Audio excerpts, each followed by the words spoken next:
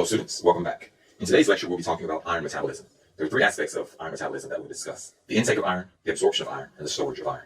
There are several components that we'll need to diagram to discuss iron metabolism: the digestive system, the circulatory system, an intestinal cell, and proteins which actually bind to the iron or allow it passage into and out of cells. Let us represent those components first, and then we'll come back and represent the remaining components.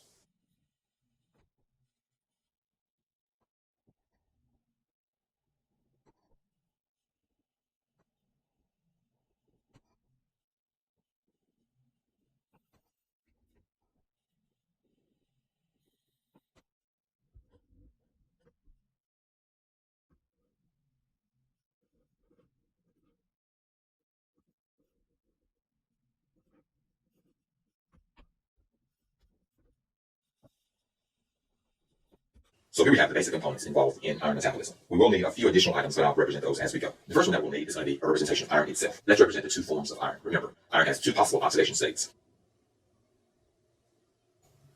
And so here we have Fe2+, which is ferrous iron, and Fe3+, which is ferric iron. So I think we have all of the components now.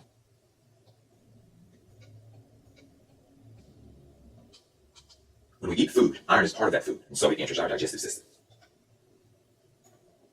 The iron then travels to our small intestines, shown here. We've magnified this area because we need to talk about one of these cells.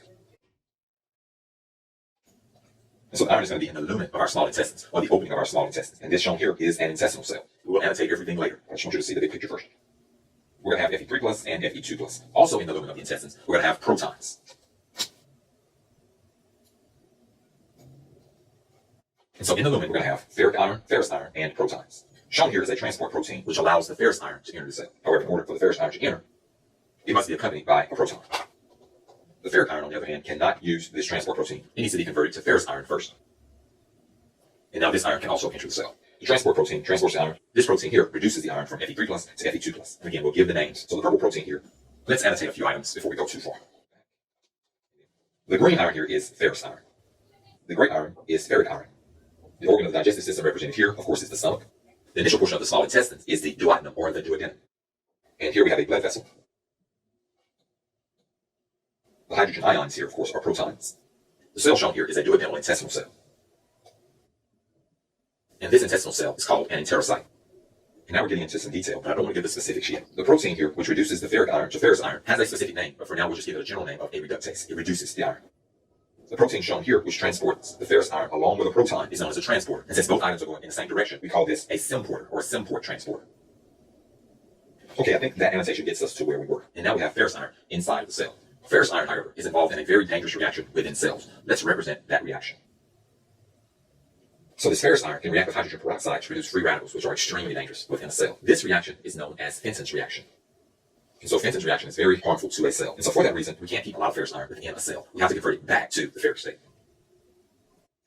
And now we have our ferric iron, the safe form of iron.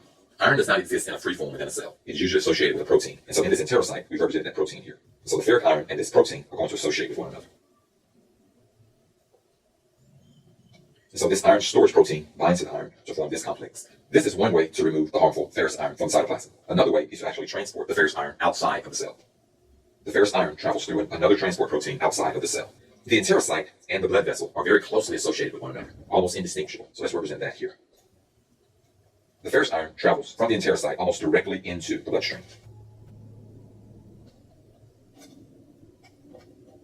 The ferrous form of iron is very reactive and must be converted again to the ferric state. There's an enzyme here which oxidizes the ferrous iron to ferric iron. And as we've mentioned before, iron does not exist in the body in a free form. It is always associated with a protein. The protein in this case is going to be a transport protein, a protein that transports the iron through the circulatory system, and that is represented here. The ferric iron binds to this transport protein to create this complex of the transport protein and two ferric irons. The iron in this complex has two possible fates. It can move to the bone marrow for erythropoiesis, or it can move to the liver for storage.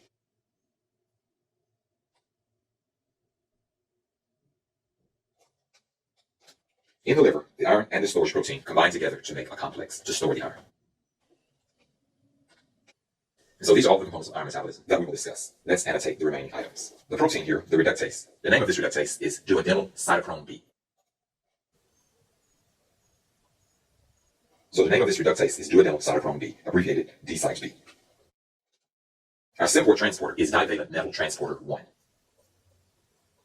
So our symport transporter is divalent metal transporter 1, or DMT1. The storage protein here with no iron bound is known as apoferritin. And the complex of apoferritin with the iron is ferritin. And so here we have apoferritin and the iron combined together to make the complex ferritin. The membrane protein here, which allows the transport of the harmful ferrous iron out of the enterocyte, is ferroportin. And the protein here, which actually oxidizes the ferrous iron back into ferric iron, is hephaestin. And of course, hephaestin is an oxidase. The protein here, which actually transports the iron through the circulatory system, is known as apotransferrin. And when the apotransferrin complexes with two irons, it's known as transferrin. And in the liver here, we have, again, apoferritin and the iron making the complex ferritin.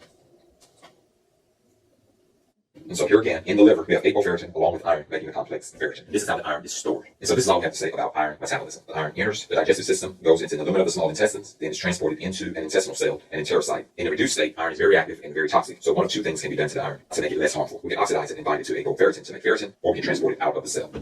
The iron is transported out of the cell, then it's complexed with a circulatory transport protein, apotransferrin. And this apotransferrin iron complex is called transferrin. The iron is either transported to the bone marrow for erythropoiesis, or it's transported to the liver for storage. And that concludes this lecture on iron metabolism. I hope you've learned a lot.